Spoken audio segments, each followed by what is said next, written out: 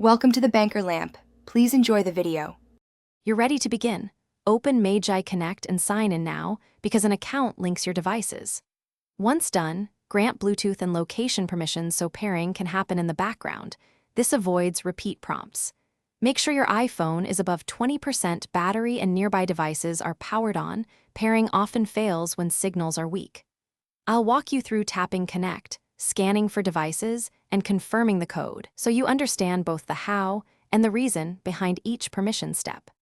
Tap the plus icon or scan to begin pairing. You'll see nearby device names listed. Choose the correct device because naming prevents accidental connections, and then confirm the numeric code.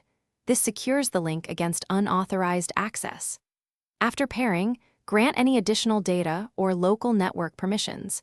These let Magiconnect sync files and control remote functions. Make sure to open the app settings to set sync frequency and profiles so the app behaves the way you want during. Finish by running an initial sync and testing a core feature. Send a file or trigger remote control and confirm it completes.